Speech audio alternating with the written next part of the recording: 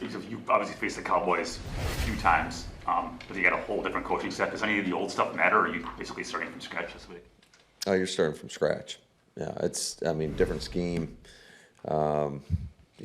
They're asking guys to do different things. Obviously, different players every year. So, but certainly, I think when you look at their offense, they're an explosive offense, and they do a good job both in the run game and the pass game. I think Dak's playing at a really high level. They've got playmakers on offense, and then defensively with Eberflus. I mean, I've got as much respect for him as almost anybody in this league, just in terms of his ability to get guys to go out and play. Number one, they play sound defense, but they're in their infant stages right now. Just a new scheme, and it takes time for all that to gel and come together. So hopefully it doesn't gel this week for them. And then you look at their special teams, and I think they've got all their specialists are Pro Bowl caliber type players, so it's going to be a good challenge. How does Kenny Clark look for them? He looks really good, like I would expect, like he did when he was here. So, yeah, he's going to be a handful. Do you have a conversation with Micah this week about what he's walking into, and how has he been this week, just with everything that this week entails? No, I think every game you got to approach it the same way, whether it's week one of the regular season, or you happen to get in the playoffs or the Super Bowl, whatever. You got to come in with the same mindset, and it's the focus is always, obviously you got to know what you're going against, but the focus always comes back to us and what we got to do and how we need to go out there and perform, and the focus and concentration that we need to have. It's less about those guys. Players, though, Matt, when they're playing their old team, try to do too much, and is that a concern or no? No, I'm not worried about that. You mentioned on Monday how the passing game can help out the running game. Through these 3 games, how have you evaluated the run blocking specifically against the heavier boxes? Are you making the most of the opportunities? Is there room for more? There's a lot of room for more. I mean, and it's collective. It's all of us. It's us as coaches. It's the execution. So we collectively have to do a better job. You talked after the game Sunday about coaching to prevent penalties so much. How do you do that in practice? Just try to emphasize to try to prevent that count. Well, I mean, there's a lot of things you can do. I mean, it's nothing that we haven't done. Unfortunately, it was a big time problem this past game. But we always have, if a guy jumps off sides in practice, whether it's offensively or defensively, they're missing that play. They're coming out, and then you put somebody else in. But, we've definitely got to be better,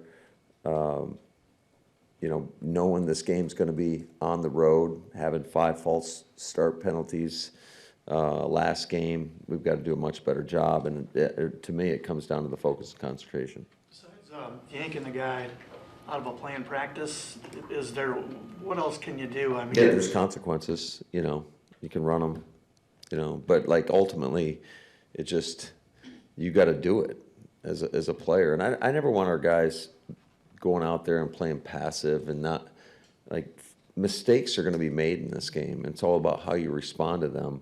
The ones that I guess drive you a little nuts are what I deem preventable mistakes, which is just, you got to understand what our snap count is and just the rhythm and timing of that in order to get off on the ball. Because that is one thing I think we always stress to our guys is the importance of getting off the football. And it's been choppy.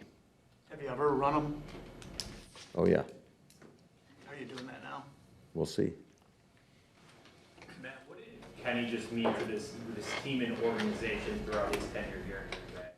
Well, I think there's a reason he got a 3rd contract, because not many guys do, and certainly I think obviously you got to play to a certain level, which he certainly has, but you also have to be a certain type of guy. I think Kenny's a pro's pro. I've got so much respect for him, as much as anybody that I've been around in this game, in terms of just his approach, his team first mentality, his willingness to help others and bring guys along. He wasn't always the most vocal, but when he talked, everybody listened, and they listened for a reason because everybody respected what he did. You mentioned he prefers some. What's the challenges with his defense? Obviously, based with the Bears last year. Yeah, I think the biggest challenge is there's a lot of familiarity with one another, and so just like you do with division opponents, there's always going to be a wrinkle, and so I'm sure he's going to have some sort of wrinkle for us. Does Belton deserve the shot at right tackle if Tom can't play? I mean, has he earned that right to be the starter there, or are you still contemplating what to do there? Well, without giving you a game plan, well, it's kind of, I mean, when you talk about personnel, but certainly has he earned the opportunity? Absolutely, I think he has. I think he's gone out there, and I think he's played well when given the ops, so that would certainly be within the thought process and discussion that we have, without telling you. He got a ton of reps in training camp.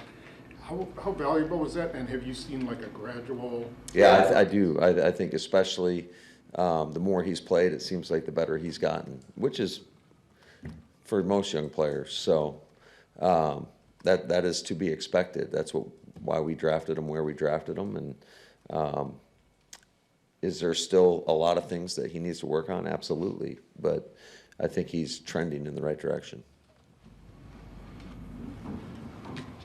What is the plan for Zach going forward? Like I said before, it'll be day to day, and we'll see where he's at. How about Wyatt? I think I don't know. I think he's day to day. I haven't talked to Flea yet this morning. He should be out there. You give Banks a chance? Is that something that would go up to game day? Yeah, we're going to give all our veteran players that, an opportunity up till game time to go out there and perform. I think there's got to be something, especially with what transpired. You want to have some level of confidence that they can go on there and practice and be functional, because the last thing you want to do is put somebody that is in a position and that they can't perform to the level that we need them to be, or if you are risking further injury, obviously, then you'd hold a guy.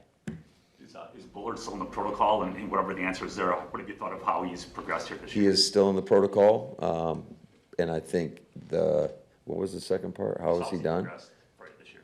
I think he's done a hell of a job. I think when you look at just what we want in terms of our play style, he is the epitome of that. I mean, the guy goes out and competes. He plays hard. He's physical. Pound for pound, if he's not at the top, he's right near the top of the toughest guys on our team. So I've been really pleased with Bull.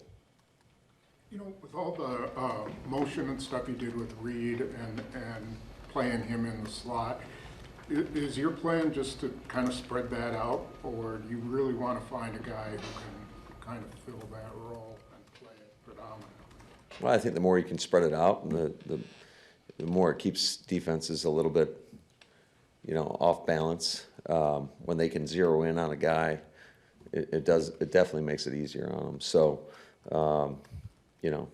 every game's a little bit different flavor in regards to what we see on tape and what we put on tape and how you want to combat some of those things.